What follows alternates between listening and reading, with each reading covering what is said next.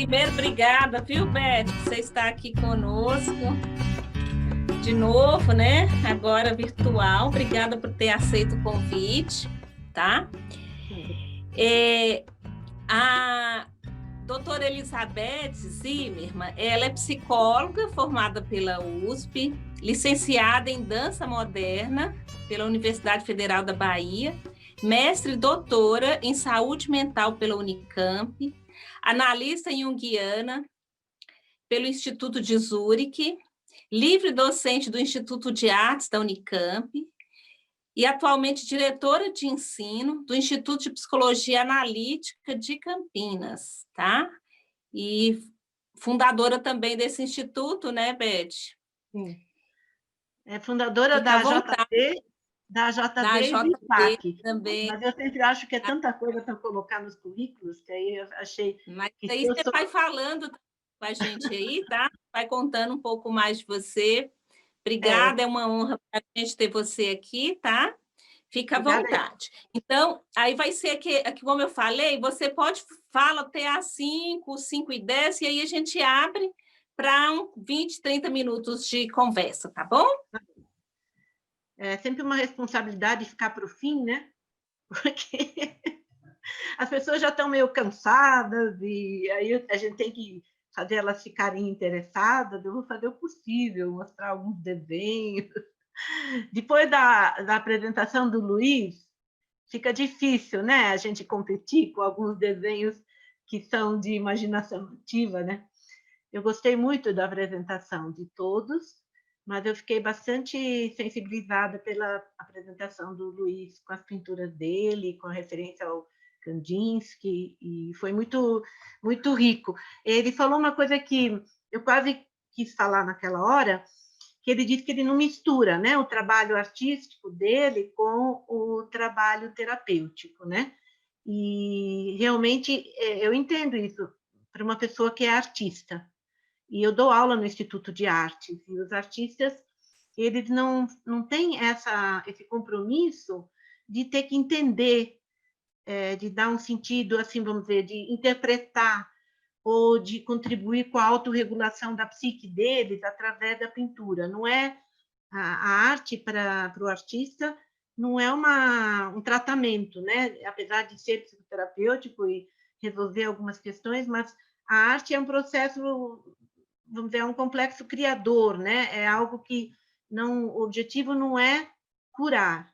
E nesse sentido também eu entendo que a arte-terapia não é um processo artístico, é um processo que usa técnicas expressivas para dar um espaço de vazão, de expressão para complexos psíquicos, né, psicológicos, né? Então, por isso mas como eu não sou artista, eu só fiz dança e eu só trabalho com artistas, meu trabalho é justamente esse, de incluir a expressão no trabalho terapêutico. É o outro extremo, né, do artista. Semana passada, eu participei de uma banca de mestrado lá na Unicamp, em que a Emilene, né, a pessoa que estava defendendo a dissertação, ela estava tentando fazer um paralelo entre a criação do artista e as técnicas expressivas, como a imaginação ativa. E ela também chegou à conclusão, que ela entrevistou 5 artistas e viu as obras, que o artista ele chega nos passos da imaginação ativa, ele chega até a hora que ele objetiva as imagens, mas ele não entra no diálogo com as imagens para receber alguma indicação do que essa imagem tem a acrescentar ao ponto de vista consciente. Ele não tem que chegar no passo da consequência ética, que é levar aquilo que o inconsciente falou para a vida real, que seria o final do processo terapêutico, né? A relação do indivíduo com o meio ambiente. Então, realmente é uma diferença muito grande o trabalho do artista e o trabalho terapêutico. Pode parecer que é semelhante, mas o próprio Jung disse que o que ele faz quando ele fala da arte é ele falar do processo psicológico, ele não entra no mérito artístico, né? Bom, para explicar um pouquinho por que eu cheguei nessas técnicas expressivas, eu fiz psicologia muito jovem, eu fiz lá na USP, no tempo que ainda nem era o Instituto de Psicologia, como no tempo da Laura, né? A Laura tem uns 10, 15 anos a menos do que eu, então ela já fez no Instituto de Psicologia. E eu fiz ainda quando era faculdade de Filosofia, lá na Maria Antônia, que é uma época histórica da USP, e eu, junto com a psicologia, eu estava fazendo dança com uma professora chamada Maria Duchnes, que era muito conhecida lá em São Paulo, inclusive entre os psicólogos, porque ela trabalhava com o método Laban, que é um método que trabalha com a linguagem do movimento, que muitas vezes é aplicada também na terapia. Então, desde o começo, eu já estava fazendo, paralelamente ao curso de psicologia, eu já estava fazendo, particularmente com a Maria Duchnes, a dança. Eu era muito nova, tinha 18 anos. Aí, com 22, eu me mudei, eu tinha acabado de fazer a licenciatura, eu me mudei para a Bahia e fui fazer o curso de dança com o professor alemão Rolf Kellerski, que foi uma época que as artes estavam em grande desenvolvimento na Bahia. Muitos artistas famosos de teatro fizeram os cursos naquela época. O reitor era um reitor, Edgar Santos, que prestigiou muito as artes. Foi um período, assim, os anos 50 e 60, uma parte dos anos 70. E eu fui para lá e deixei a psicologia. Eu não queria mais fazer psicologia, eu queria só fazer dança. E fiquei 10 anos trabalhando só com dança, com Rolf Kellerski, trabalhando com crianças, adolescentes e adultos, desenvolvendo uma metodologia que depois eu descobri que tinha tudo a ver com o processo de individuação, um processo de integração psíquica. Depois desses 10 anos que eu fiquei na Bahia, eu voltei para a USP e fiz o final, né, que é o diploma de psicólogo. E aí eu já estava com 32, quer dizer, eu já estava madura para passar pela parte clínica, que antes tinha me assustado muito, né? Toda aquela parte de psicopatologia, eu tinha a impressão que eu tinha todas as doenças, eu me identificava com todas. E era um tempo em que a psicopatologia, o estágio era num hospital psiquiátrico de indigentes. Então, era tétrico, porque, além da doença mental, tinha uma pobreza e um abandono terrível. E isso foi um dos motivos que eu deixei a psicologia e me refugiei na arte, na dança, né? Quando eu voltei e terminei a psicologia, nesse tempo que eu fiquei na Bahia, eu participei de um trabalho do Yoga Integral de Sri Aurobindo, que é um pensador indiano que foi educado na Inglaterra e que representa uma síntese entre Ocidente e Oriente. E lá, nesse trabalho da Casa Sri Aurobindo, eu encontrei Jung. Eu comecei a ler Jung lá na biblioteca. E eu inscrevi para o Instituto, falei, foi espontâneo. E era em 77 isso, e aí eu consegui ir para Zurique em 81. E eu já estava fazendo uma junção entre a psicologia e o trabalho de dança, quer dizer, o trabalho de expressão. Ó, aqui no slide, Tiago, tem uma coisa branca que está cobrindo a letra. Pronto, caiu. Bom, enfim, então, quando eu voltei, aí eu fui para Zurique em 81, e fiquei 6 anos lá fazendo a formação, e lá, agora que vem a resposta, lá eu comecei a trabalhar com desenho livre e com sound play. A dança eu fazia em cursos paralelos, eu dava workshops, eu fiquei trabalhando em parte com isso mesmo, num instituto de enfermagem, onde eu dava psicologia da comunicação, eu usei muitas vezes exercícios de dança, dança meditativa, concentração, e aos poucos foi se formando uma ligação entre desenho, sound play e dança. E eu fiz, então, a minha tese de diploma lá, integração de processos interiores na dança e no desenho livre. E nesses anos que eu fiquei em Zurique, eu frequentei 2 seminários que me ajudaram muito a integrar essa abordagem expressiva. Um foi de desenho livre, com um docente chamado Apt, que seguiu depois uma formação inspirada na Marie-Louise von Franz. É uma formação que existe até hoje, mas que ainda não é reconhecida pela internacional. E eu fiquei anos com ele. E a gente simplesmente olhava desenhos e falava o que vinha, e depois ficava sabendo do caso. Então, foi um treinamento muito intenso durante anos, de 15 em 15 dias. E, além disso, eu frequentei seminários com a Dora Kauf, que era também fora do Instituto, e era de Saint-Play. E depois eu fiz um ano intenso do processo de Saint-Play com a Ruth Amann. Então, foi lá que aconteceu uma síntese, em Zurique. Quando eu voltei para São Paulo, eu comecei a dar alguns workshops de Saint-Play, e de desenho e de imaginação ativa. E muita gente que trabalha com Saint-Play hoje, nessa região aqui de Campinas até sul de Minas, fez workshop comigo. Quer dizer, lá em São Paulo tinha bastante gente que trabalhava com Saint-Play, mas aqui na região de Campinas não tinha, né?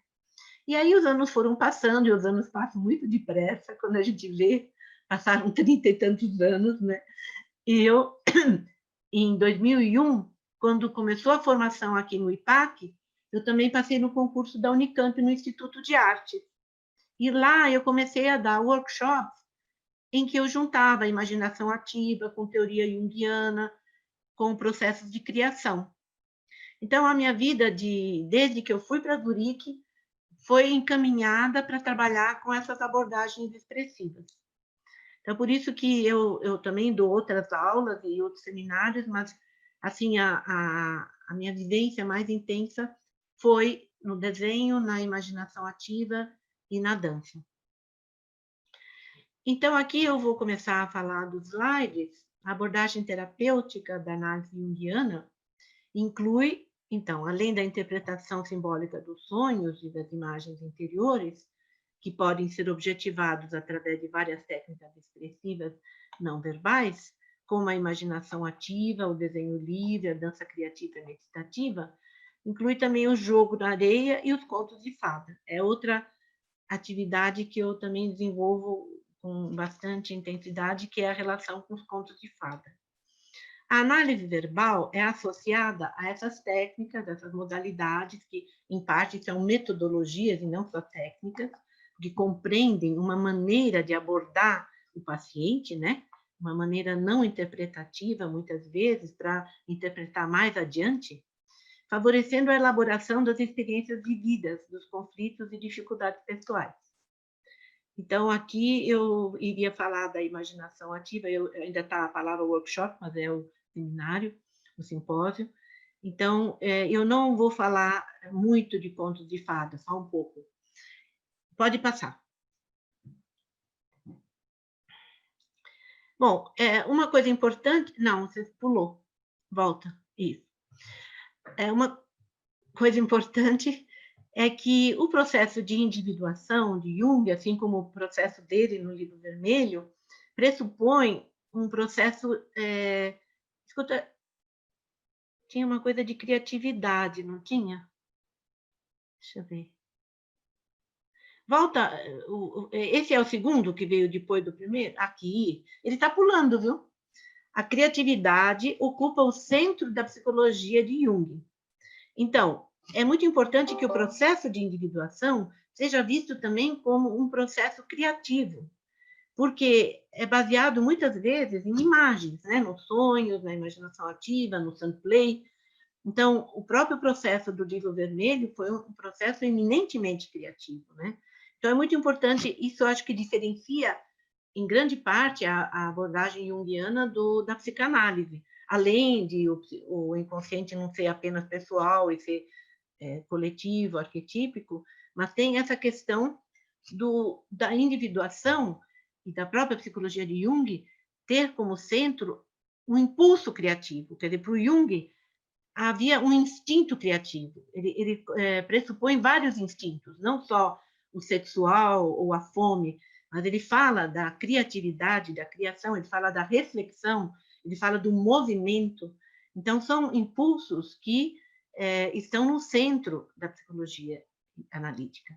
O psicólogo junguiano percebe a necessidade de tornar o núcleo criativo do inconsciente acessível ao consciente, para se alcançar um desenvolvimento pleno ou a individuação, né, do indivíduo. O símbolo é tratado como a expressão visível do desenvolvimento criativo. Então, todo mundo que trabalha com a psicologia junguiana, uns trabalham mais com a abordagem verbal, outros incluem principalmente o desenho ou o sunplay também, mas é muito importante lembrar desse núcleo criativo do inconsciente. Deixa eu ver o que eu faço com esse celular aqui.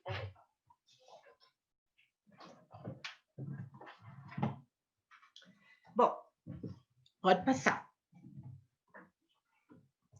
A individuação é vista como um processo de diferenciação. A diferenciação tanto da consciência coletiva quanto do inconsciente coletivo, né?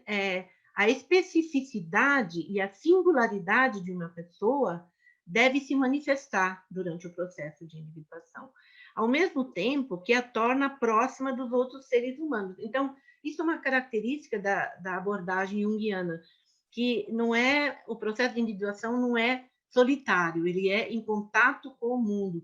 Isso, hoje em dia, é mais ainda urgente quando a gente pensa no meio ambiente, né? Na alma do mundo.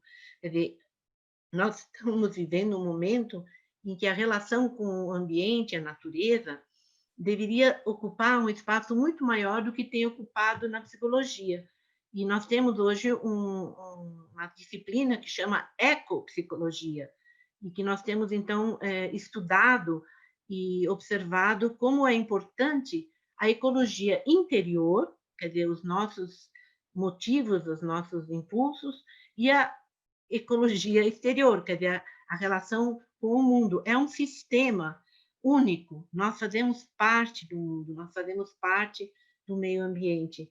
Então, é muito importante essa diferenciação, incluir a relação com o mundo. Ao mesmo tempo que eu me individuo e vou descobrindo o significado da minha vida, eu também me interligo com os outros seres humanos e com o meio ambiente. Isso que seria o desejável, né? Esse processo levaria à integração psíquica e à realização dos potenciais dispostos na pessoa e no mundo, na natureza, na sociedade, no coletivo. Pode passar. Então, agora, para falar dessa relação que o indivíduo tem com o coletivo, né? A questão dos arquétipos, dos padrões de comportamento. Então, aqui, assim como a anatomia do corpo humano é a mesma, apesar das diferenças raciais, quer dizer, nós temos todos tronco, membros, cabeça, nós temos uma regularidade nos órgãos, né? Nos processos viscerais e, ao mesmo tempo, nos processos psíquicos, né? Então, quando a gente estuda os complexos, a gente percebe que o núcleo dos complexos são temas arquetípicos e o que está em volta do núcleo é a casca, é a vivência que a gente vai tendo em relação a esse núcleo arquetípico, né? Então, do mesmo jeito que nós temos uma anatomia igual, também na psique temos um substrato comum, que ultrapassa todas as diferenças de cultura e de consciência, mesmo que essas diferenças sejam muito importantes e têm que ser levadas em conta, né? Então, nós temos um inconsciente cultural, que foi definido pelo Henderson, né? E outros autores. Eu dei Jung falando, né? Ele deu o nome de inconsciente coletivo a esse substrato que é comum a todos os seres humanos. Não consiste somente de conteúdos aptos a se tornarem conscientes, mas de predisposições latentes a reações idênticas. O tema mãe, o tema perigo, o tema guerra, o tema amor. Quer dizer, existe uma predisposição latente em cada ser humano de ter reações análogas ou idênticas em relação a certos temas. Isso o Jung já estudou no próprio experimento de associação, mas a gente vai descobrindo isso nos contos de fada, nos mitos e nos sonhos. Também nos desenhos e nas pinturas e nas esculturas. É a expressão psíquica da identidade da estrutura cerebral, independentemente das diferenças raciais. Esse fato explica a analogia e a desidentidade dos temas mitológicos, dos contos, das narrativas mitológicas e dos símbolos. Então, nós temos uma uma predisposição, que seria, a gente costuma dizer que o arquétipo, ele é a forma, ele é o leito seco do rio. E quando ele se atualiza nas imagens arquetípicas, nos símbolos, aí entra, então, o rio, a água do rio, e toma as formas que são singulares. Pode passar. Tal como o corpo representa uma espécie de museu da história filogenética, com o psíquico dá-se o mesmo. Não temos razão alguma para supor que a estrutura peculiar da psique seja a única coisa no mundo que não tem qualquer história, além de suas manifestações individuais. Então, aí ele está falando justamente de ultrapassar o inconsciente pessoal e abrir o horizonte para as manifestações coletivas do inconsciente. É impossível negar que a nossa consciência tenha uma história que abrange cerca de 5.000 anos. Então, a Laura falou disso também, de que quando o Jung encontrou, quer dizer, primeiro quando ele se separou do Freud, ele começou a procurar um referencial histórico para as experiências que ele estava tendo com o inconsciente, quando ele mergulhou, quando ele se entregou ao processo do inconsciente, e ele encontrou isso principalmente na alquimia, né? Ele descobriu, como ela falou, ele estava em casa, então ele descobriu que ali havia padrões, de alguns séculos atrás, né? Que eram equivalentes ao que ele estava vivendo. Então, ele tinha encontrado uma base histórica para as experiências que ele estava tendo. E depois ele levou mais 40 anos ou mais tentando descrever verbalmente e documentando isso com muitas leituras e referências, aquela experiência que ele tinha tido do inconsciente coletivo. Pode passar. Na terapia junguiana, a interpretação de símbolos no nível subjetivo e no nível objetivo é vista como a possibilidade de se instalar, ao mesmo tempo, um processo de integração e de relação com o outro. Não apenas o desenvolvimento da autonomia, mas também um melhor relacionamento entre os homens. Então, aqui tem algumas coisas, né? O nível subjetivo é, por exemplo, quando a gente interpreta as figuras de um sonho, ou de um mito, ou de um conto que a pessoa escolhe, como sendo parte da psique do sujeito. E quando é no nível objetivo, é quando aquela figura que aparece no sonho tem a ver com a própria realidade concreta da pessoa que sonhou ou que escolheu o conto de fada, né? Então, esse processo de integração é justamente quando o material inconsciente é integrado na consciência. E a relação com o outro é isso que nós falamos antes, em relação a estar em contato com o mundo e com o meio ambiente. Então, essa integração psíquica, ela vai produzindo uma certa autonomia do eu, né? Do sujeito da psique, da psique consciente. Porque enquanto você não tem um mínimo de autoconhecimento e de integração psíquica, você fica sujeito ao jogo dos complexos. Quer dizer, nós somos não uma personalidade, nós somos múltiplas personalidades. E muitas vezes o complexo tem autonomia e o eu sofre a influência do complexo. Então, quando fala de desenvolvimento da autonomia, você está falando do processo de individuação para que o sujeito ganhe cada vez mais conhecimento de si mesmo. E o melhor relacionamento entre os homens é quando, na verdade, tem a ver com aquilo que a gente falou da consequência ética na imaginação ativa, que é de levar o conhecimento de si mesmo para o relacionamento com as outras pessoas e evitar as projeções e a xenofobia e ver o mal no outro, em vez de perceber os seus lados de sombra ou as suas dificuldades com os arquétipos.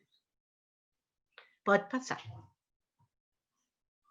O símbolo tem uma conexão interna com o que através dele é representado.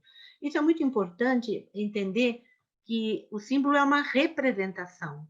Se a gente não tivesse uma capacidade simbólica, o ser humano, nós não poderíamos expressar a vida interior.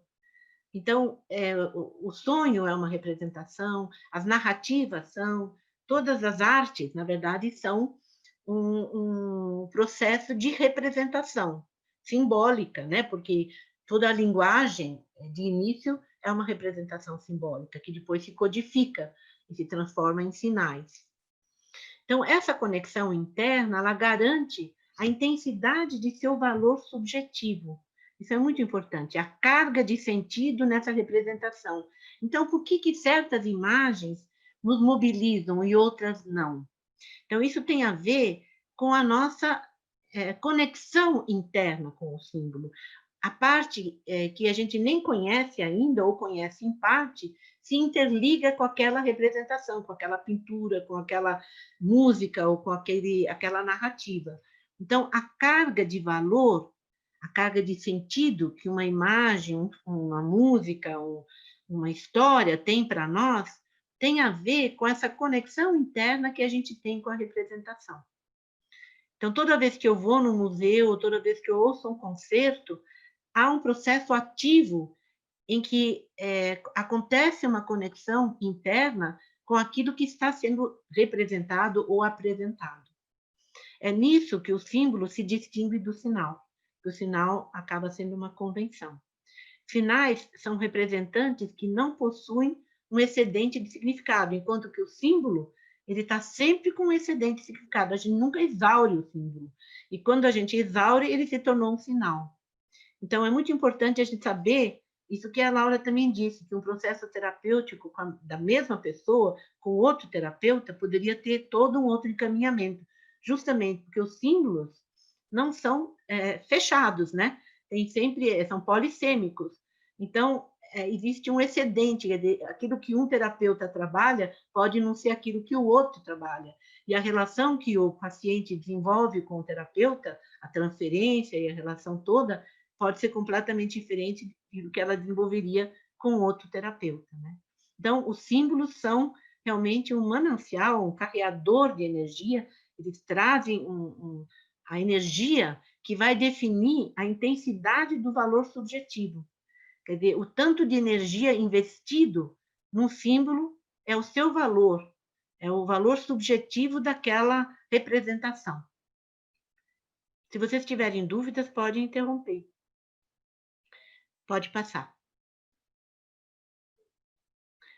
Agora vem uma palavra que é da Verena Kast, acho que o Jung também usava, mas a Verena Kast fala muito disso no livro Dinâmica dos Símbolos. A atitude simbolizadora tem muita importância na psicoterapia junguiana. Através dela, projetamos algo que está inconsciente e que tem conexão com nossa existência sobre a realidade exterior. Então, aquilo que eu falei da conexão, né? Quer dizer, quando eu projeto sobre uma pintura ou sobre uma música, alguma coisa que está dentro de mim, que está no inconsciente, e que, para mim, tem uma conexão com a realidade exterior que está sendo apresentada para mim. Então, é esse que é o processo que aquela obra faz sentido para mim, ou aquela narrativa faz sentido para mim, que é um encontro entre aquilo que eu vivo internamente e aquilo que me é apresentado, não só pela arte, mas por tudo que acontece no mundo, pela natureza, a beleza de um pôr de sol, o sorriso de uma criança, quer dizer, sempre tem uma conexão do interno, do psíquico, ou melhor falar, com aquilo que está apresentado na realidade exterior. Para vivenciar o símbolo, devemos estar prontos a nos deixar mobilizar emocionalmente por ele. Então, é muito assim, toda vez que a gente entra numa exposição, ou numa galeria, no museu, muitas vezes a gente passa meio rapidamente e não consegue ainda se mobilizar emocionalmente para aquilo que está exposto. É a mesma coisa com a imaginação ativa. Para eu conseguir entrar em contato com as minhas imagens, muitas vezes eu preciso me preparar interiormente, eu preciso me desligar do mundo exterior, das minhas tarefas, e me colocar em sintonia com o inconsciente, eu estar disposta a entrar em contato. A mesma coisa eu acho que a gente tem que ter com a arte. Quer dizer, eu não posso entrar pensando na conta que eu vou pagar, eu tenho que entrar em contato aberto para sentir e para me deixar mobilizar e para entrar em contato também comigo mesmo, com a meu conjunto de de complexos e de emoções e de vivências internas, psíquicas. Pode passar. Então, nesse livro que eu mencionei, a Verena diz que a produção de um símbolo é análoga ao processo criativo em geral. Ela faz esse paralelo, né, ao processo de criação. Iniciamos por tentar resolver uma situação com os recursos já conhecidos. Lembra quando a Laura falou que a pessoa, quando vai procurar uma terapia, ela já esgotou os recursos que ela já tinha normalmente na vida? Aqui também é parecido, quer dizer, quando eu vou tentar fazer, por exemplo, uma coreografia, que era mais a experiência que eu tive na minha formação de dança. Então, eu tenho uma música, que é um recurso conhecido, e eu tenho alguns elementos da linguagem do movimento, de forma, de ritmo, de espaço, né, de emoção, quer dizer, de sentimento, de história da arte, quer dizer, eu tenho alguns recursos. E eu primeiro tento criar, digamos, uma célula de movimento usando alguns recursos que eu já conheço. Mas, às vezes, isso não funciona, porque isso está na consciência, mas não vai diretamente para o impulso criativo.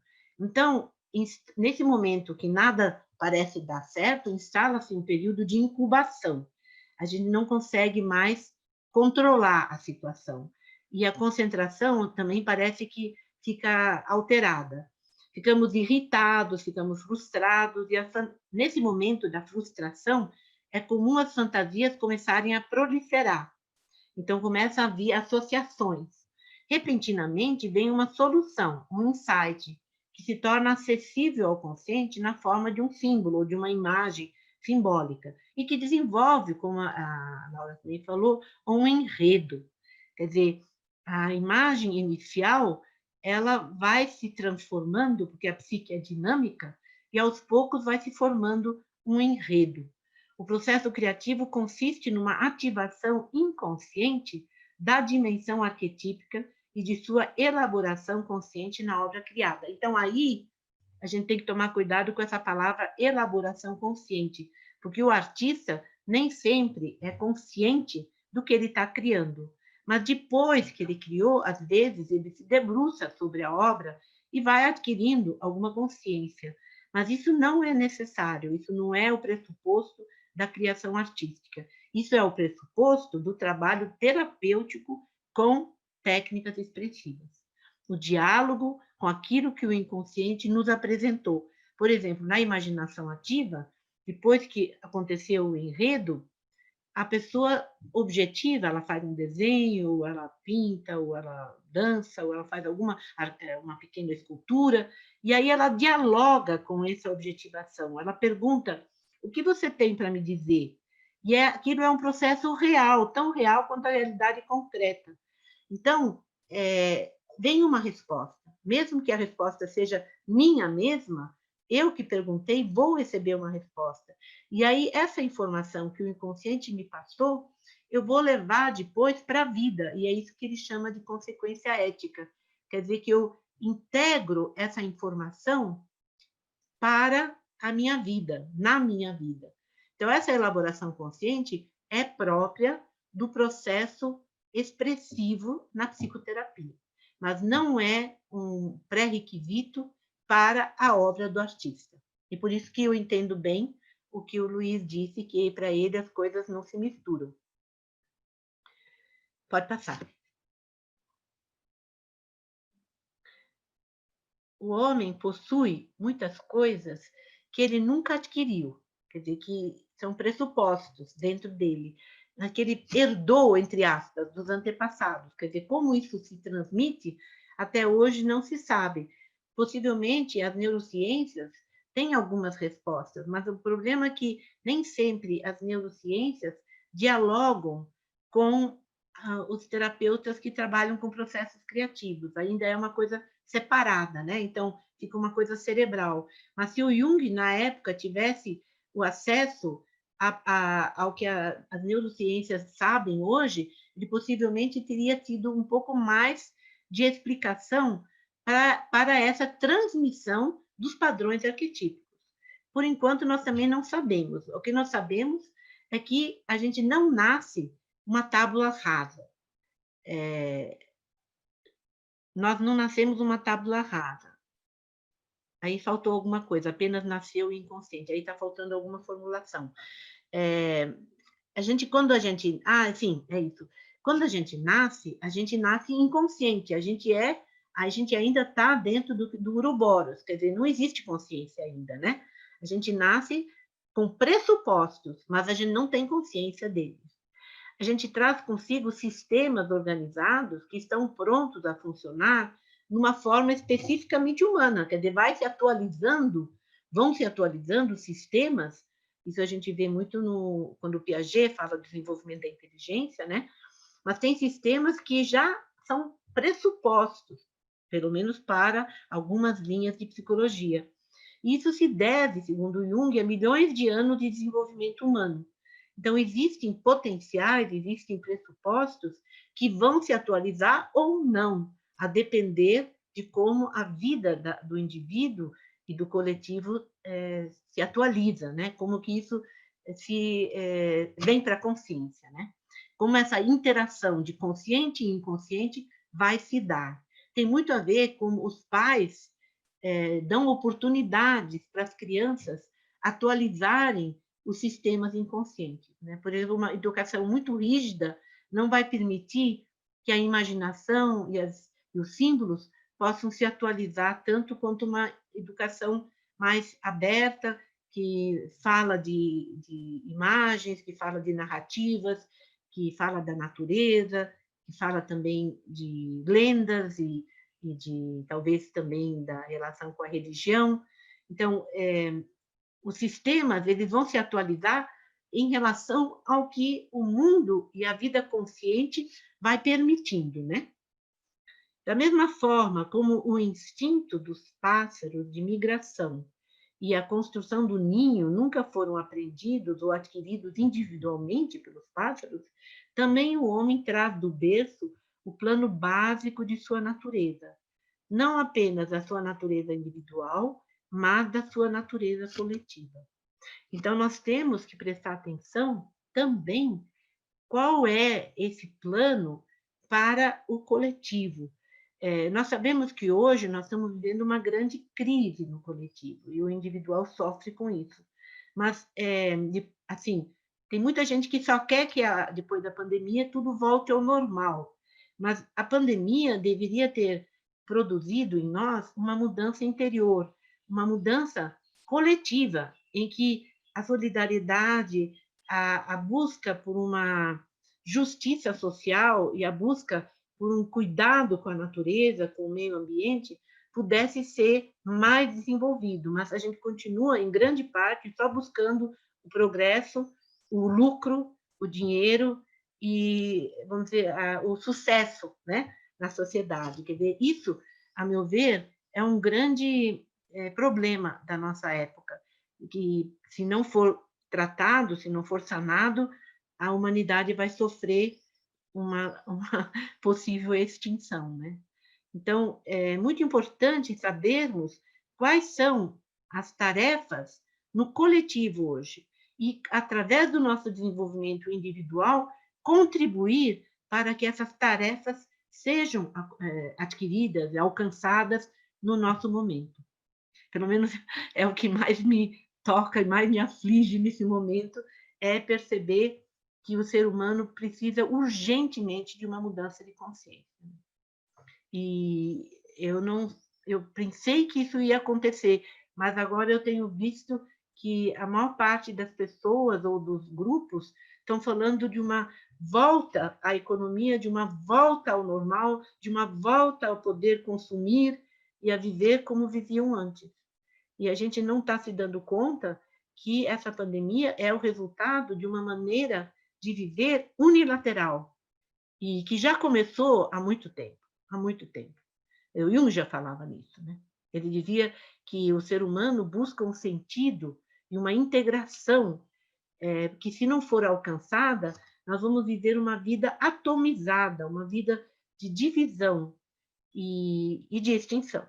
Então, é algo que o indivíduo vai ter que se atentar e o coletivo vai ter que atualizar uma mudança urgente e necessária. Pode passar. Esses sistemas herdados correspondem a situações humanas que existiram desde os primórdios. Então, a relação com a mãe, a relação com o absoluto, a relação com a natureza, a relação com o medo, né? O trovão, as intempéries.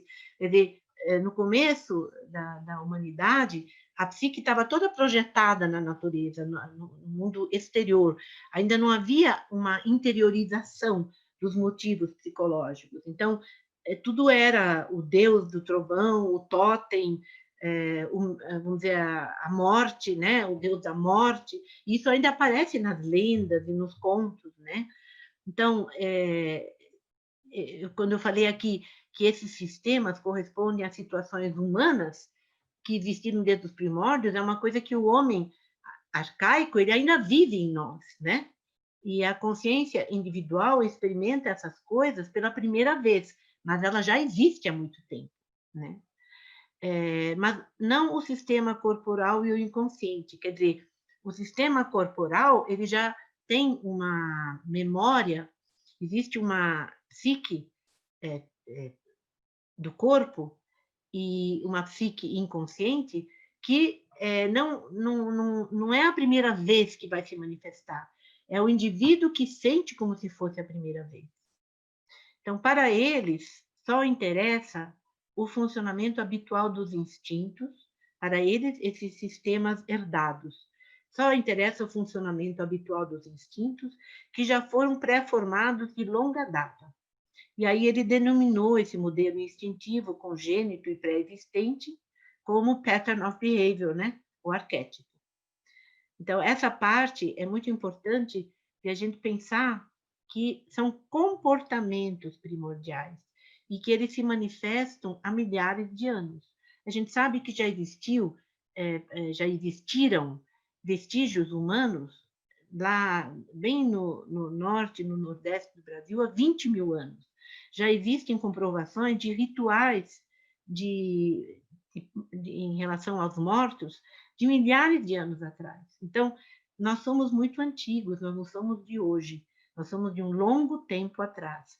E isso trabalha em nós, isso é algo que se manifesta tanto em tudo que é criativo, tanto na ciência, como na arte, como no próprio processo de sobrevivência e de integração psíquica.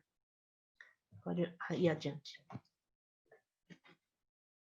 Representações arquetípicas são estruturas amplamente variáveis. Aquilo que eu falei, né? Tem o leito do rio, mas depois vem o próprio rio, que pode ter um curso muito variável, né? Então, essas representações arquetípicas nos remetem a uma forma básica irrepresentável, quer dizer, o próprio arquétipo, ele não é representável. O que é representável é a imagem arquetípica. Esta se caracteriza por certos elementos formais, quer dizer, o arquétipo se caracteriza por certos elementos formais e determinados significados fundamentais, os quais, entretanto, só podem ser aprendidos de maneira aproximada pelas imagens simbólicas, através da representação que eu falei antes.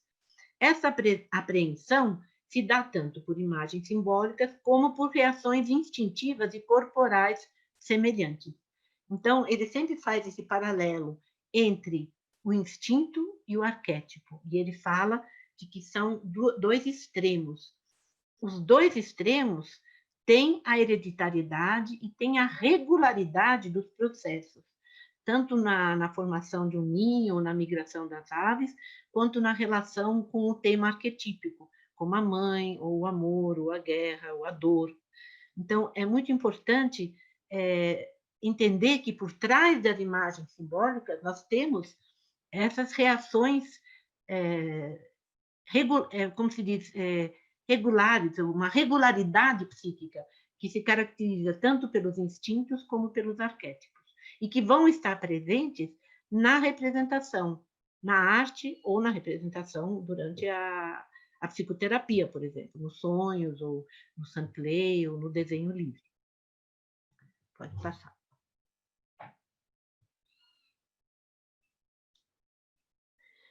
aqui tem uma citação: enquanto formas típicas de apreensão, os arquétipos são padrões de percepção e compreensão psíquicas comuns a toda a humanidade. Então, formas típicas de apreensão, que é aquilo ligado ao fenômeno, né? À experiência. Então, é através dessas formas típicas de apreensão que nós entramos em contato com a realidade, com tanto ela interna quanto externa, né?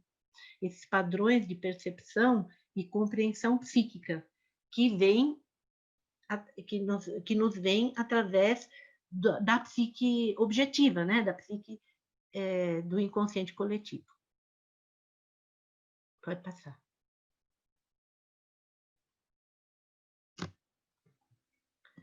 Acho que pulou. A individuação. Isso.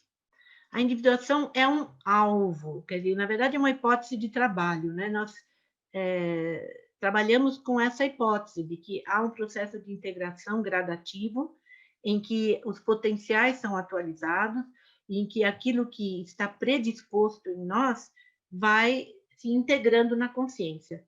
Individuar-se é tornar-se si mesmo, quer dizer, é o caminho do ego para o self, né? É ampliar o ego cada vez mais e integrar cada vez mais do inconsciente coletivo. Segundo Jung, o si mesmo é o arquétipo central, um princípio orientador durante o processo de diferenciação, aquela diferenciação do inconsciente coletivo e que também é uma diferenciação da psique coletiva, que às vezes interfere no processo de individuação. Quando a gente pensa em ditaduras, por exemplo, né? Durante o nazismo, eu tenho certeza que muitos processos criativos foram interrompidos, porque a psique coletiva, a consciência, né, coletiva, ela impunha uma direção no desenvolvimento humano, que durante muito tempo, de certa forma, impediu uma criatividade individual. Em qualquer processo, no comunismo também, no fascismo, comunismo, no islamismo, quando ele é muito fanático, todas as imposições de sistemas anulam a criatividade individual. E quando o si mesmo tem a chance de se expressar, ele produz o que a gente chama de autorregulação da psique, que é ter um equilíbrio entre a consciência e o inconsciente coletivo, e produzir uma espécie de... não é uma homeostase fixa, mas é um equilíbrio, um estado de equilíbrio que logo em seguida vai se romper e vai haver uma nova busca de equilíbrio, né? Então, a psique é muito dinâmica, nós estamos num constante processo de integração e de perda do equilíbrio. E aí busca-se de novo esse caminho, né? Que é o caminho que o Edinger fala de alienação e inflação. São os dois extremos. Entre a alienação e a inflação, nós temos o caminho de integração psíquica, e que vai acontecendo ao longo da psicoterapia, seja ela verbal, seja ela com processos criativos e expressivos. Pode seguir. Durante o processo de imaginação ativa, que é um dos recursos expressivos, é favorecida a emergência de imagens do inconsciente para dialogar com seus conteúdos conscientes e a transpor posteriormente essa experiência para o cotidiano. Esse processo ocorre muitas vezes durante vivências de relaxamento, concentração e expressividade. Quer dizer que muitas vezes a gente nem está falando de imaginação ativa, mas o processo está ocorrendo. Eu dei um curso de imaginação ativa no sábado, dia 17, faz uma semana, e eu sempre dou primeiro uma vivência de relaxamento, um exercício de relaxamento. E as pessoas depois me falaram que durante o relaxamento já vieram muitas imagens, e as pessoas já estavam num diálogo com o inconsciente, né? Então, em processos de relaxamento, às vezes de meditação e de concentração e expressividade, esse processo vai se iniciando, mas se constitui também, as imagens, quando elas estão dentro de um método, a gente chama de imaginação ativa, que foi o método que o Jung criou quando ele se deixou cair no inconsciente e vivenciou o que está nos cadernos negros, que vão ser lançados agora no dia 6 e 7 de novembro, e que depois resultou no livro vermelho, né? Quer dizer, é um método terapêutico junguiano. Quando disseram que era um processo de arte, a ânima dele disse, e ele dizia que não, que era um processo da natureza. Então, quando é da natureza, é da psique. Então, é um processo psíquico em que as imagens se atualizam e se correlacionam com os conteúdos conscientes. Pode passar.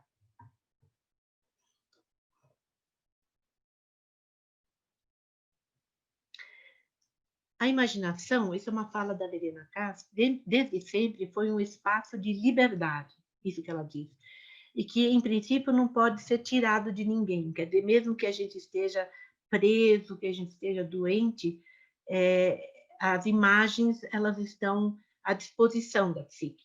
E nessa vivência da imaginação, nós temos tanto eventos passados, como eventos futuros que são vivenciados no momento, no presente.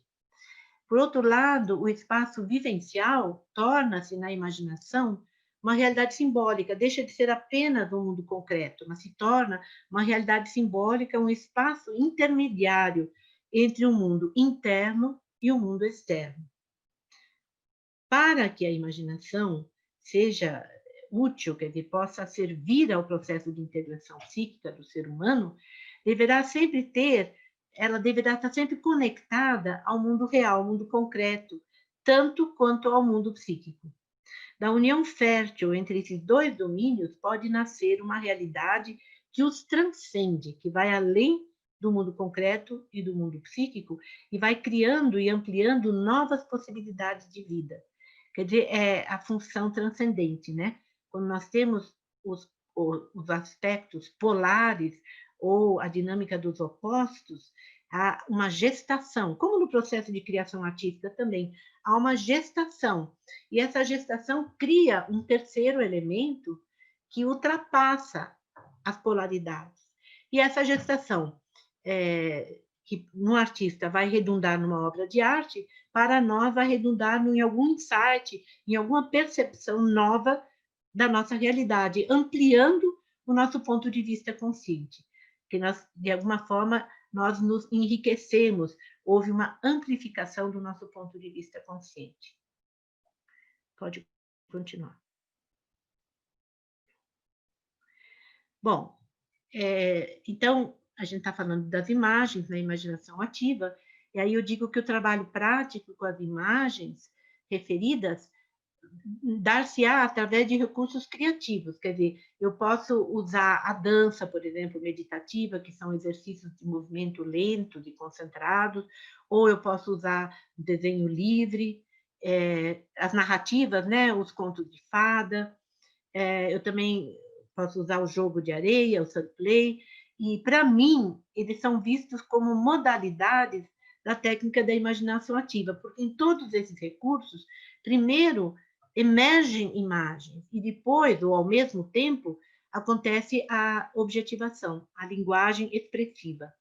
Então, isso não é todo mundo que concorda. Tem gente, por exemplo, que diz que o sunplay não tem nada a ver com a imaginação ativa. Mas, para mim, no momento que a pessoa vai fazer o cenário, ela está deixando vir as imagens e, ao mesmo tempo, ela está objetivando. Enquanto que na imaginação ativa são sucessivos os momentos. Primeiro tem o momento da imaginação e depois vem o momento da objetivação, da expressividade. Então, mas eu acho que a ligação entre imagem que emerge e objetivação, quer dizer, criar algo, está em todas essas abordagens, tanto na dança, quanto no desenho, quanto na relação com as narrativas e no sunplay. Pode passar. Aí eu vou falar um pouquinho da dança. Quando eu fui para a Bahia, naquele tempo não se falava ainda em dança contemporânea, se falava em dança moderna. A dança moderna, ela se diferencia, começa com a Isadora Duncan, por não usar sapatilha, por não usar o tutu, né, aquela roupa típica de bailarina, por usar roupas quaisquer, quer dizer, o figurino pode ser livre, né? E os movimentos usam as possibilidades de movimentação que o corpo tem, as possibilidades expressivas, mas também fisiológicas, né? Por exemplo, o que um braço é capaz de fazer? Ele flexiona, ele gira, ele tem um movimento de rotação e de circundução. O joelho, ele flexiona, ele alonga. Então, a coluna, ela se enrola, ela se alonga, os pés, eles se apoiam, mas eles também saltam, né? Então, é muito importante na dança moderna e também hoje na contemporânea que não existe uma técnica que regula os movimentos, como no balé clássico. E também no próprio balé clássico houve mudanças, porque o balé clássico moderno também já permite mais mobilidade no corpo do que o balé clássico original, que tinha, então, um certo enquadre da cintura, vamos dizer, aqui dos ombros e da cintura pélvica, né? Então, o que poderia acontecer estava dentro de certos padrões do movimento. E quando o Laban e a Isadora Duncan, e depois a Nelly Wigman, e depois muitos outros, inclusive o meu professor Rolf Kelewski, eles começaram a fazer uma dança em que a expressão livre do corpo pôde se manifestar. Então, é uma possibilidade de vivenciarmos o ser corpóreo nas dimensões de tempo e espaço, representando uma genuína e direta experiência existencial. Então, quando eu trabalhei só com dança, nesses 10 anos, eu fui percebendo que as pessoas iam passando por um processo de integração psíquica que não estava só no momento em que dançavam, mas as pessoas iam na própria vida, atualizando potenciais e resolvendo questões, e havia um progresso também psíquico, não só corporal. Então, o corpo, ele é uma manifestação do inconsciente. E é muito importante a relação entre o corpo e a psique, né? E a dança meditativa, no caso, evoluiu para mim a partir das coreografias da dança moderna. O meu professor, ele desenvolveu um método de concentração e interiorização com pequenas coreografias lentas, muito lentas, quer dizer, é uma meditação em movimento, ao som de música. E também a escolha da música é muito importante para ser uma música que possibilite uma calma, um estado de receptividade para a interioridade. Então, muitas vezes, enquanto você faz o exercício meditativo da dança, você vai tendo imagens, vai tendo insights, você vai atualizando toda uma vivência simbólica. Depois, quando eu fui para Zurique, em 81, quer dizer, eu já tinha vivido 10 anos só de dança no sentido mais profundo do Rolf Kelewski, eu fui percebendo que havia uma analogia nessa integração que acontecia nos exercícios de dança, que eram semelhantes, eram análogos aos processos de integração psíquica através da análise verbal. Mas não era interpretado, era vivenciado. Então, a dança meditativa é um processo de criação que não é interpretado, ele é vivenciado. E depois você pode... tem pessoas que analisam o movimento e que chegam a certos padrões. O próprio Laban trabalhou com padrões e ele procurou universalizar os padrões do movimento, no sentido de que todos nós temos uma tendência para certo tipo de movimento. E ele procurou desenvolver nas pessoas uma ampliação dos padrões de movimento, para ter uma correspondência psíquica a essa ampliação. Mas, assim, quando eu trabalho com a dança, eu ofereço um exercício e cada um tem uma experiência singular, e eu não procuro interferir nisso. É uma vivência singular, tanto no corpo quanto nas imagens. A conscientização corporal é buscada através de uma integração harmoniosa de movimentos elementares. Quando falo elementares, são aqueles movimentos possíveis no corpo. Fechar, abrir, alongar, rodar, circundução, saltar, se arrastar, quer dizer, os movimentos possíveis, básicos do corpo humano. E esses vão sendo ordenados em exercícios. E através também do uso disso que eu falei agora, as possibilidades orgânicas do corpo, né? Então, vai se criando uma técnica que não é necessariamente uma técnica fixa, mas uma técnica que se organiza em torno de movimentos básicos, poderíamos até chamar arquetípicos. A música e o movimento combinam-se numa única vivência, durante a improvisação livre e a realização dos exercícios de concentração. Então, toda vez que eu dava workshops disso, as pessoas diziam: ah, isso é bioenergética, isso é biodança, isso é não sei o quê. Eu dizia: não, é uma evolução da dança moderna, quer dizer, é um trabalho de dança que foi, aos poucos, percebendo a dimensão psíquica de integração que tem na dança meditativa, né? Então, durante anos, eu trabalhei com improvisação e com exercícios de concentração. Ultimamente, eu não tenho mais dado esses workshops. Eu estou mais concentrada na imaginação ativa, no fun play e no desenho livre. E também nos contos de fada. Pode ir adiante. Então, aqui, o corpo, a gente entende que seja uma realidade simbólica, cujos significados precisam ser desvendados, né? Tem um livro do Conger que fala o corpo como sombra, e ele fala da relação da bioenergética com a psicologia junguiana. Então, no corpo, existem muitos significados que ficam ocultos, porque o corpo ainda, em muitos momentos, é um tabu. Então, é necessário desvendar a realidade simbólica do corpo. Quer dizer, isso ajuda a amplificar o ponto de vista consciente do indivíduo. Para quem se dispõe a pesquisar e a se ater às mensagens que o corpo expressa, elas são fontes inesgotáveis de dados proveitosos no trabalho pedagógico e terapêutico. Pode ir adiante. Ô, Beth, Oi. só situar no tempo, a gente tem mais 10 minutinhos, pode ser? Nossa Senhora, eu ainda ia apresentar 6 slides da segunda apresentação. Assim, a gente está programando de terminar às 5h30. A gente pode também ia ter esse horário, mas só que aí não dá para a gente abrir um pouquinho para... Não, eu vou pular esse slide, então. Pode pular esse.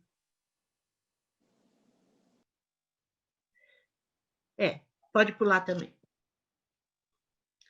Aqui são só algumas imagens, pode passar. Exercício de concentração, improvisação, improvisação. Pode ir. Agora, o desenho livre possibilita a expressão de conteúdos psíquicos inconscientes, como já foi observado em diversos testes projetivos.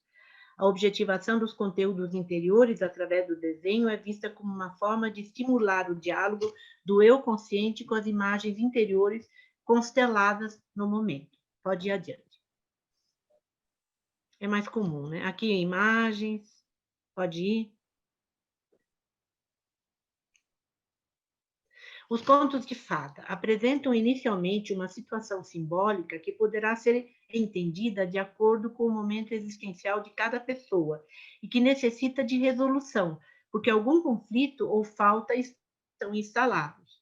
Os contos de fada têm o mérito de nos colocar em contato com certos processos de desenvolvimento comuns a toda a humanidade, típicos, não? Então, o conto de fada quase sempre começa com alguma coisa que precisa ser alcançada. Ou foi roubada uma maçã de ouro, ou uma princesa precisa ser libertada de um gigante, ou alguma pessoa foi transformada numa estátua de sal. Então, existe algo a ser feito e que tem a ver com um desenvolvimento que precisa ser alcançado. E quando a pessoa se identifica com uma determinada narrativa, ela está projetando a sua situação interna naquela narrativa. Então, quando a gente pergunta para a pessoa se ela lembra de alguma história no tempo que ela era criança, ou se agora tem alguma história que ela gosta muito, a gente está pedindo uma espécie de matriz de projeção. Quer dizer, ali vai estar projetado a situação interior, a estrutura de complexos, ou a falta de alguma coisa. E, através da elaboração, porque no conto de fada também tem a mesma estrutura dramática que a Laura falou que tem nos sonhos, da exposição, do enredo, daquela peripécia que é o clímax, e da solução. Então, através do trabalho com o conto de fada, você vai, de alguma forma, integrando e resolvendo aquele conflito inicial da pessoa. Pode passar. Através, isso já falei da estrutura dramática, né? Que não, deixa eu só ver se pode voltar os slides. Só quero ver se tem alguma coisa. Entrar em contato com nossos próprios processos interiores, a cada momento específico da vida. É porque o conto, ele varia, né? Quando a gente é criança, aquilo marca naquela estrutura daquele momento. Mas quando a gente atualiza no momento atual, pode ter um significado além daquele que era da identificação da criança, né? Então, é muito importante conseguir trabalhar com as narrativas. Pode passar e mostrar a imagem. Aqui nós temos a Bela e a Fera. É um desenho que fala um pouco dessa relação muito importante. Não sei se vocês já viram o filme A Bela e a Fera, do Jean Cocteau.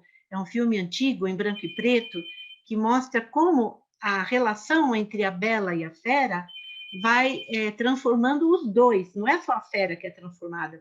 À medida que a Bela se relaciona com a Fera, ela vai se tornando mais forte. E ele, à medida, a Fera, vai se tornando mais suave. Então, acho que esse desenho expressa isso bem. Pode passar.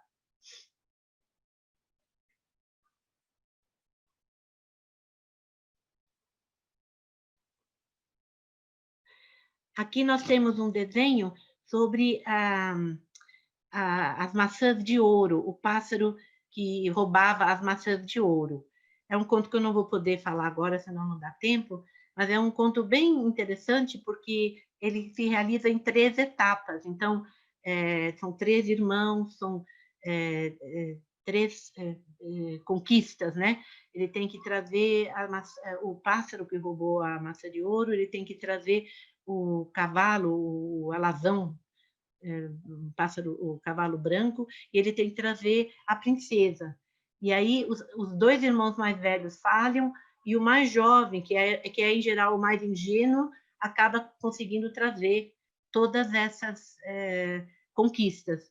E o psicopompos, aquele que guia o processo, é uma raposa. Então, é muito interessante ver como nos contos tudo é animado, né? As plantas, os animais, e o self está representado na raposa. Pode passar. Aqui é uma lenda indiana, Savitri, que é a relação da princesa Savitri com a morte. Esse de vermelho é o Yama, o deus da morte, que veio buscar a alma de Satyavan, o príncipe. Eles eram casados e ela sabia que a morte iria vir. E ela se preparou espiritualmente para esse momento e ela segue o deus da morte para o reino da imortalidade, e ela consegue, através da sabedoria dela, reaver a alma e trazer o marido de volta. Pode passar.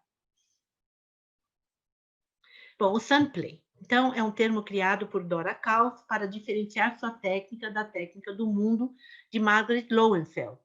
Ambas se referem à técnica de usar miniaturas numa caixa rasa, parcialmente preenchida com areia. Então, além do jogo do mundo, que era a Margaret Lowenfeld era uma psiquiatra infantil, ela usava areia em miniaturas. A Dora Kauf uniu o seu background junguiano, trazendo a transferência. E ela enfatizou a importância do espaço livre e protegido. Então, os pacientes, tanto crianças quanto adultos, eles têm um contato com o inconsciente através das miniaturas e da criação dos cenários. E, junto com isso, vem a expressão de experiências pré-verbais e energias bloqueadas. Então, é um trabalho que se une à técnica verbal.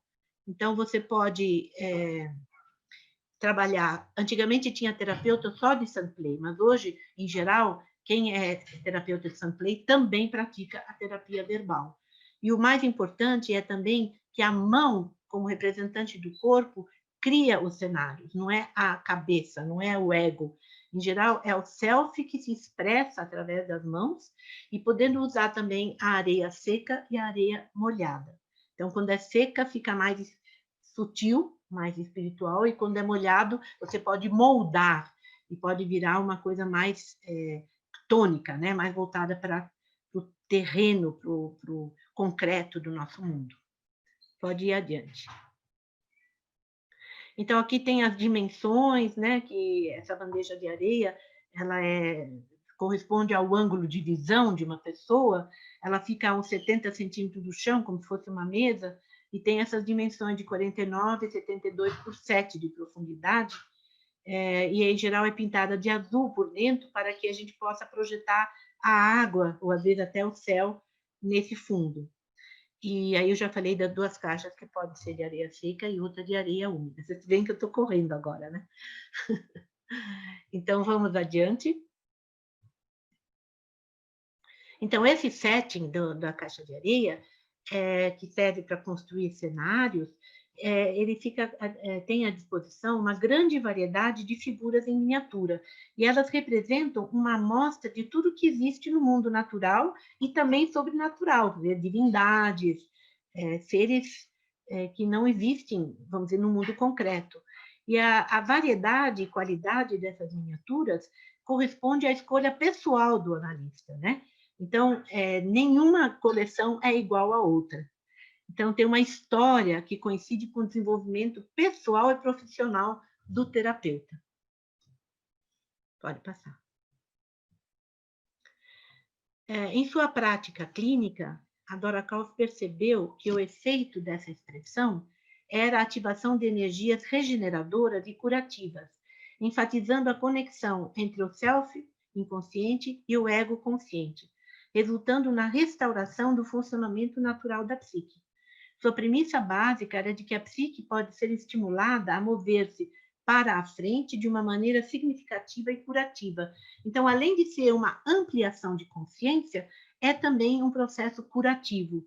E isso é baseado na premissa do Erich Neumann, de que, às vezes, aquilo que não foi conseguido no começo da vida, quando o self corpóreo se desenvolve na conexão com a mãe, com o self da mãe, isso pode ser reativado dentro da bandeja de areia, dentro desse vaso terapêutico, junto com a criação dos cenários.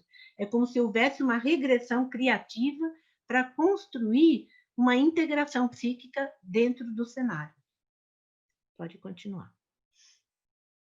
Então, aqui tem alguns cenários, né? Vocês veem, a Ruth Amann, ela desenvolveu toda uma relação com a simbologia do espaço, ela fala dos quadrantes, ela fala das diagonais, ela fala do centro. Então, o que está no centro ou é o atual, ou é o referente ao eu, a personalidade central. Mas o mais importante nela é que ela não interpreta cada cenário como a gente faz com os sonhos. Ela deixa passar um tempo e depois a gente faz uma devolutiva mostrando as fotografias e aquilo que a gente foi anotando, porque é não verbal, mas depois que a gente faz o cenário, a gente conversa com a pessoa e a pessoa vai dando algumas associações e a gente anota isso. Pode passar. Aqui tem outro cenário, vocês veem como é diferente, né? Lá tudo simétrico, aqui é mais central, né? Tem miniaturas de vários materiais, de papel machê, aqui é de borracha, de seringueira, esse homem da direita aqui, quer dizer, da esquerda, né? E plástico, tem um pouco de tudo, madeira, pode ir. E vocês veem que tem cenários muito cheios e tem cenários mais vazios, tem cenários que nem tem miniaturas, só fica o desenho na areia. Pode passar? Então, aqui tem, isso faz parte do livro do Sunplay, da Dora Kauf, mas isso vale para todas as abordagens expressivas. É do Stewart, né? Que ele fala, brincando novamente como uma criança, com toda a seriedade de uma criança, ao brincar, o adulto revive memórias perdidas, libera fantasias inconscientes e, no correr do tempo, constela as imagens de reconciliação e inteireza do processo de individuação. Então, a gente tem que lembrar que o Jung, quando ele teve a crise dele de separação do Freud, ele começou a construir, no jardim dele, na beira do lago, ele começou a construir cenários. Na verdade, ele já estava fazendo o Sunplay, mas ele estava fazendo isso para acessar de novo a dimensão criativa da psique dele, porque depois daquele rompimento havia um bloqueio, ele não tinha referências para criar uma nova atitude, um novo sistema de desenvolvimento na psicologia. Então, essa coisa do brincar, do lúdico, o Schiller, poeta alemão, também fala como é importante o processo lúdico no desenvolvimento humano. Então, o brincar é o criar. E a criança, ela está muito próxima do inconsciente, e ela consegue expressar o inconsciente de maneira muito mais espontânea. Então, para nós, quando estamos bloqueados, ou quando estamos em conflito, ou sofrendo, o se deixar de novo inspirar pelo lúdico, pelo espiritual, pelo ritual também, aquilo que a Laura falou, do ritual, né? Porque não deixa de ser um ritual quando você faz um jogo, você tem as regras, ou você obedece a certas consistências da areia, ou do tamanho da miniatura, quer dizer, todas essas técnicas expressivas, elas também têm um aspecto ritualístico, e como tal, elas marcam uma passagem de um estado psíquico para outro. Pode passar? Então, todas essas modalidades que eu apresentei, que foi a imaginação ativa, o desenho livre, a dança meditativa, o sunplay, a relação com os contos de fada, todas elas oferecem recursos para a busca do autoconhecimento e da conexão, da ligação entre consciência e inconsciente, prevendo um processo natural de crescimento em direção à individuação. Quer dizer, existe uma possibilidade de caminhar, de crescer em direção à individuação, também através das modalidades expressivas. E, em geral, o que é muito bom é quando as duas, as modalidades expressivas e a abordagem verbal, se complementam. Aqui eu acho que eu acabo, deixa eu ver, não tem mais nada. Tem uma bibliografia que eu posso deixar depois aí com vocês. E eu queria dizer que naqueles outros slides, já acabou agora, né, Simone? Acabou o tempo. Só queria dizer que é muito importante quando a gente trabalha... Não, não é esse, né? Aqui era o outro, mas não precisa, não vou mostrar aquele slide. É muito importante sempre levar em conta o contexto. Então, o contexto de uma pessoa vivencial é fundamental para eu poder trabalhar com as imagens que são expressadas. E isso não acontece, por exemplo, no processo de arte. Quando eu vou olhar, eu não estou sabendo da biografia do artista. Eu não quero nem saber, quer dizer, eu estou aí para me deixar mobilizar, e vai ter aquela conexão com a minha estrutura de complexos, com a minha vivência interior, que vai atribuir um valor simbólico à obra artística. E o artista não tem nenhuma obrigatoriedade de querer entender a obra dele. Agora, quando a gente trabalha com as técnicas expressivas, assim como, por exemplo, com a imaginação ativa, a gente não fica só na contemplação das imagens, mas a gente também procura dialogar e apreender algum significado simbólico que possa enriquecer a nossa consciência. Quer dizer, integrar na consciência é um objetivo para as técnicas expressivas. Então, obrigada. Ai, que ótimo, Beth, dá vontade de ver tudo, né? De ficar mais um tempo aí. O tempo passa rápido, né? Quando a gente pensa que estamos começando, hoje de manhã já estamos aqui, acabando. Muito bom te ouvir novamente, assim, muito rico, né? Você faz uma explanação vasta aí dos vários recursos expressivos que podem ser utilizados na clínica, né? Na psicologia analítica. Eu não vou conseguir abrir para muitas perguntas, mas se alguém quiser fazer um comentário rapidinho, alguma contribuição, dá um tempo aqui, uns 5 minutinhos a gente consegue. Alguém quer trazer alguma colocação? Alguma contribuição? Eu nem percebi que eu falei 1h30. Mas passou muito rápido mesmo, nem eu percebi. Agora que eu estou percebendo aqui. É que aqui não tem agora o reloginho, né? Falta 2 minutos, ou 4, não sei, o meu está adiantado. Ninguém quer perguntar nada? Professora Elizabeth, Luiz Humberto, tudo bem? Tudo bem. Prazer em falar com a senhora. É só um comentário assim acerca dessa questão da diferença mesmo do fazer artístico, né, e do uso da expressão artística como dentro de um processo terapêutico, né, que eu acho que essas coisas realmente são distintas, né, porque muitas vezes o fazer artístico, a arte em si, ela não tem e não deve ter essa preocupação de elaboração. Se fosse assim, o Van Gogh não teria tido tantos surtos e tantas crises como ele teve, né? Mas, ao mesmo tempo, assim, eu fico sentindo um pouco da minha experiência, até gostaria de falar um pouquinho disso, né? Da minha experiência fazendo, né? Não sei se talvez seja o momento que eu viva, né, atualmente. Para mim é de uma grande integração, assim. E eu estava pensando aqui que a psicologia junguiana me ajudou muito, assim, a dar voz a muitos deuses dentro de mim, né? Então, eu gosto de ser psiquiatra, gosto de ser terapeuta, gosto de andar de bicicleta, gosto de muita coisa. Então, essas coisas parece que quando você faz, você tem em muitos altares, vamos dizer assim, parece que quando você está com aquele Deus, vou chamar assim, né, nessa metáfora aí, do Deus da arte, por exemplo, aquilo é vivido numa intensidade, é como se você estivesse em oração realmente para aquele Deus, naquele momento. E isso, lógico que essas orações, para que elas não sejam repetições, né, como a gente antigamente fazia com o latim, precisa ser vivenciado, né? Então, eu acho que é isso que me parece importante, assim, né, que cada um desses altares que a gente vive, né, cada um desses deuses que a gente cultua na vida, no sentido das nossas experiências, que eles sejam vividos com intensidade, né, e com alma, né? Talvez é uma expressão nesse sentido. Seja a dor, seja, né, mas que tenha um envolvimento de alma, para que essa coisa bonita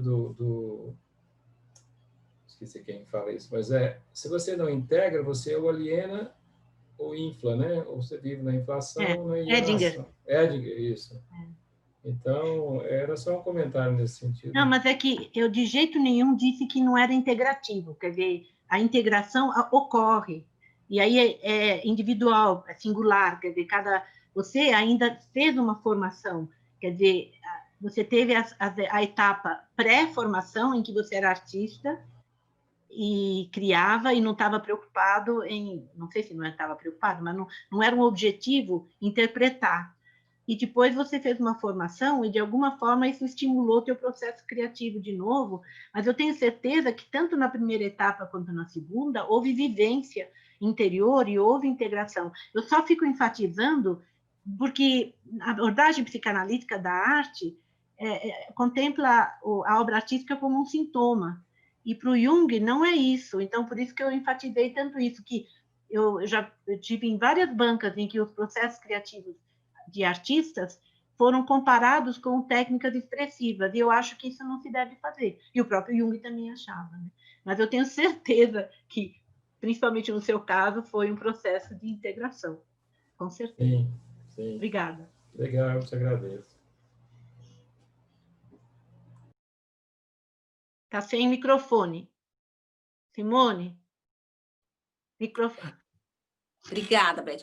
Se alguém ainda tiver alguma questão, gente, pode deixar aqui no chat ou me encaminha aqui que eu passo para a Beth também, tá? Que aí a gente pode responder de uma outra forma.